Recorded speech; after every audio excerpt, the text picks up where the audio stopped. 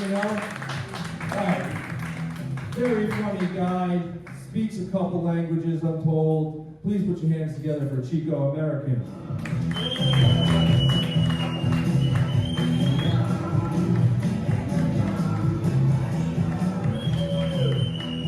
Hi, everybody. All right, some of y'all, I know it's a little cringe, but I have my own walkout music, and I actually got people to show up. So we're going to listen to my walkout song, and then I'm going to say cheers, and we're all going to take a drink, all right?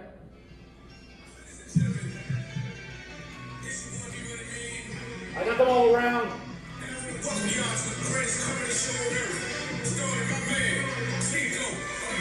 Cheers!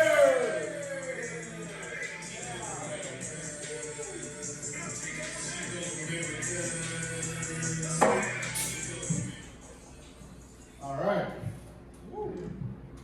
I better not start. That's a really, really strong start. So, let me get.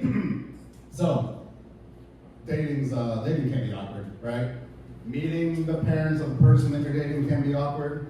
Has anybody else here had guns pulled on them when they met the parents? Just me? All right. Story time. So, back in my early 20s, I was dating this really, really beautiful. She was black. Her family was black. And I had a Bad Boys 2 moment. I don't know if you've seen Bad Boys 2. Spoiler alert, the movie came out in like 2003. But Will Smith, Martin Lawrence, they're cops. And Martin Lawrence has a 15-year-old daughter, a 50-year-old kid is about to come in and take her on her first date. And so they try to scare the kid, Reggie. They come out with a golf club, they pull out a pistol on him, they act all hard, they act all thug. And this is kind of what this girl's family tried to do to me. So, let's see. She wanted me to meet them at their family reunion, right? And I don't know why she felt the need to tell me we're going down. And she's like, babe, don't worry. My family is, we got white people and we have Mexican people. And I'm like, I don't know what the fuck you have to tell me that shit. What you felt remiss in telling me. It's not like I give a fuck. Also, Chico was awesome at the barbecue. I'm awesome at the cookout. And also, in 3 years of dating her, I never met these mythological non-black family members. But I do great at the cookout. Yes, black guy left my joke. I'll take it. You have no idea how much I need that served. So we meet at the family reunion. It goes great. We head back to the house. Y'all, I ain't stupid. Chico went armed. I had a 45-6 sword with hollow points, and I had a $80 combat knife. Now this is not a real knife. Okay, I'm not about to bring a real knife into the bar. Okay, it's a prop, right? But the story doesn't really work well without props. Anyways, so the dad had a bit of an attitude. Understandable, right? If there's any parents in the crowd, you feel protective over your child, especially if you got a daughter, right? And so, he's like, listen, I know y'all live together, but we ain't about to be doing that in my house. I got you a hotel on base. Okay, quick recap for anybody that doesn't know. At this time, not only in my late 20s, but I'm also, and I still am, a Marine Iraq War veteran.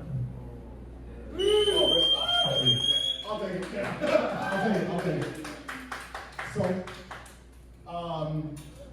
obviously, I knew I was going to have a goodbye drink. I left my 45 in the car, but I kept my trusty knife on me. And I poured myself a Henny. And as soon as I poured it, we hear, hey, Chico, why don't you come sit next to us? So they sit me down next to the dad and the dad's adult cousin. And they're doing that macho thing where they're like talking around me, which is fine. I just keep sipping my Henny. And that's when the guy pulled out his pistol. He puts it straight up, and I guess he was trying to like intimidate me or scare me. And two things. I could see down the stock, there wasn't a clip, and it could have been one in the chamber. And two, his wife immediately shut that shit down. Like, you've been drinking, put that shit down. So you see the dad like, oh, put it down. Manly. I'm so scared. Continue sipping on my Henny. The cousin next to me goes, it's all right, cuz, I got mine. And he pulls up his shirt, 38, revolver in a leather holster, respect. It's all good. Continue sipping on my Henny. And then the cousin gets right here on my face and goes, where's your gun at? Ooh. Now, without taking my Henny out of my hand or without taking my eyes off of him, I was like, I knew that I was going to be drinking and I was going to be sipping on my Henny, so I left the 45 in the car. But I do have this. And I take out the $80 combat knife and I flip in the middle of the living room and it goes whack! And then I hold it there like the most ghetto Mexican Statue of Liberty, you know, combat knife in one hand, Henny in the other. I flip it back down, put it up, and I continue sipping on my goddamn Henny. My cousin looks at me and goes, "You brought a knife to a gunfight?" Wasn't expecting a fight, but you have to admit something, motherfucker. If something went down right now, I win. And then I give him one of these. Out of the corner of my eye, you see the dad, he's got his arm around his little girl, he's like, yeah, he's good. He's good. I was in the fan.